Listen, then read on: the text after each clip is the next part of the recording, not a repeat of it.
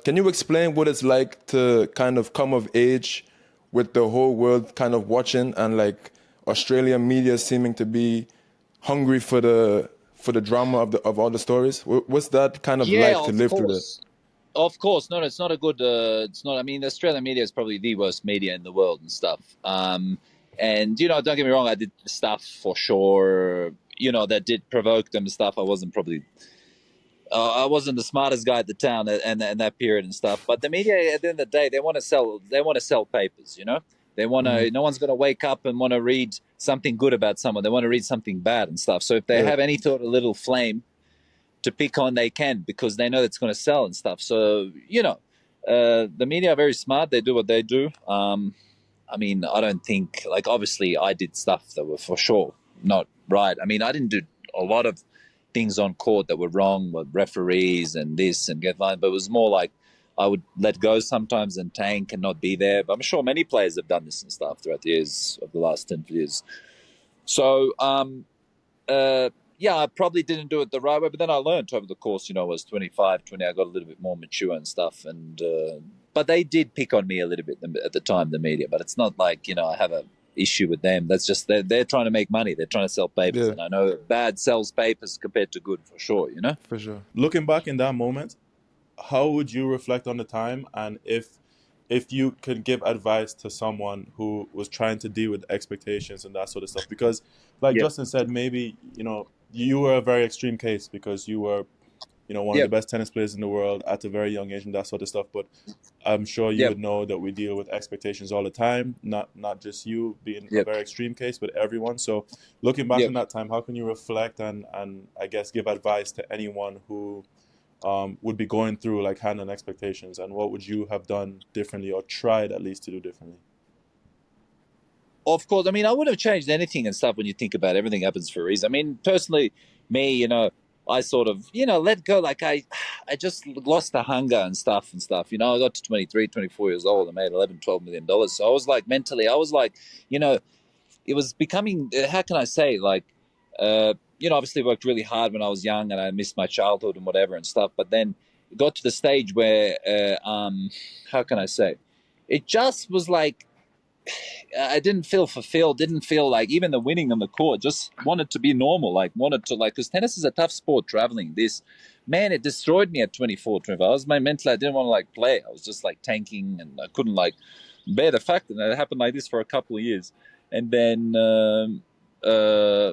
to be honest with you, you need to find yourself whatever keeps you happy, gets you going. I mean, I've obviously matured now compared to when I was 10 years ago, so I see things differently and I know how to react differently now at this stage of my life. But back then, for sure, man, like, because the tennis is a very isolated sport, very tough sport. You're traveling on your own. You got to give up your whole life, and you're not surrounded by a team. In basketball and soccer, you have teammates that can encourage you, that can help you. Constantly around friends. Tennis, you're on your own. You lose, you're on your own. Like, you got to deal with, going back in the room, feeling bad, being alone, away from friends, away from family. So, I mean, it's a tough sport. Don't get me wrong. If I had chosen tennis years ago, I wouldn't have done this for sure. And It's about purpose, maybe finding like true yeah, purpose and that you enjoy, like working on a project, kind of.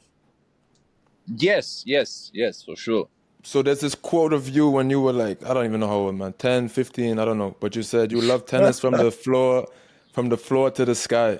And if you say you got to 23, 24 years old and you kind of lost that hunger, that drive, maybe that love for the sport, Yep. have you kind of rekindled that, or are you playing for a different purpose these days? To be honest with you, I'll tell you this, and I've told people in the past. Tennis has become so part of my life ever since, I was 7. Obviously, I had a dad, that pushed me extremely hard in tennis and stuff. And that's one of the reasons I got there, to the sense. But when you look at this whole picture now, I'm 32 and stuff like now. It's a purpose. It gets me, it still gives me something to do. Without tennis, I don't know what I would do. I'm sitting now at about 200 in the world or whatever and stuff. My goal is to be top 100 and stuff, and then I can retire, sort of thing. So let's see if I can do it. But yeah, but the whole sort of sense is that, like, you got to find your purpose, something that gets you going. Now that you're older, you want something to keep you. Because without tennis, then I'll be like, what am I doing? What am I going to do? Yeah, so it's the only thing I'm good at. I've been good at for almost 3 decades, so it gets me going and stuff. And I can still play decent. I mean, I'm not in my prime like I was, for sure. But and that's what I'm challenging myself to get back there one more time and then retire happy. You know what I mean? Retire guilt free. You know what's funny is I feel like almost every single tennis player can relate to what you're feeling. I guess if we're looking Yep. at it from like a, I don't know, being grateful point of view, like at least Yep. you're fucking sick at tennis, so like you can Yep. you can still make this push, Awkward. and at bare minimum, let's say at bare minimum, Yep. you're where you are now, 200 in the world, and if you don't Yep. ever achieve that goal of going back top 100, but that Yep. 200 is a goal that so many players can't even reach. And I've talked to many people now Yep. because I'm 29, so I'm not young in tennis either. Yep. And as more of my friends like evolve and they start to leave the sport from a professional perspective, they all say the same shit. They're all like, maybe not say it and maybe not know it necessarily, but what they're describing is the same feeling of they've been playing tennis since they were a kid. They've spent so many hours playing tennis, practicing, Yep. and now it's time to evolve to the next step. Yep. And like it's the only thing they're good at. So then they're gonna go into coaching or something involving tennis Yep. some way, or then they're gonna completely take a turn and it's something that they're not into at all. And Yep. hopefully it settles their life where they don't have to travel as much and maybe they can make a little bit more money, but it's not as Yep. the substance is not Fulfilling there. or- It's not as fulfilling or purposeful as what you're trying to Fulfilling, achieve in the exactly. window. Exactly. Yep. Yeah, exactly. For sure. Exactly what you said. Exactly. But you're spot on. And Yeah. no, when I think about it, I'm just, I want to get to the top 100 and I'm just done. After that 6 months, 1 year, I'm done, man, and stuff. Just more of a statement sort of thing than say I did it. Because I was like 900 in the world a couple of years ago and stuff. But the problem is once you get older, you get like, because I didn't train a lot, honestly, from about 26 to 28, 29. COVID, I partied heaps and stuff. There wasn't nothing to do except to party, So that period of, 3 years and stuff. What they call it? Isolate or the quarantine?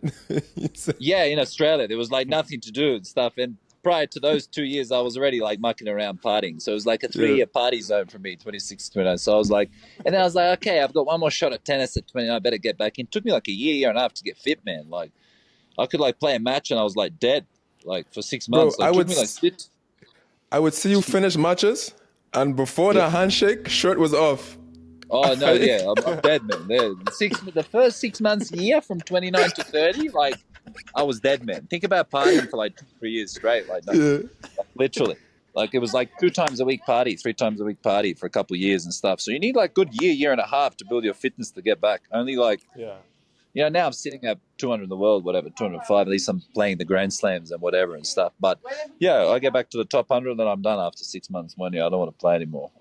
But let's see if I can do it. This next year or two will determine whether I can. I still feel kind of young in my sport, 32. So I feel like there's still a good window the next 2 or 3 years and stuff. So let's see. I mean, a lot of these guys are 37, 38. Man, I can't believe they're still top 50, top 30. I'm like, what the hell, man? Yeah. Thanks for watching this clip. If you want to watch the full episode, the link is in the description down below.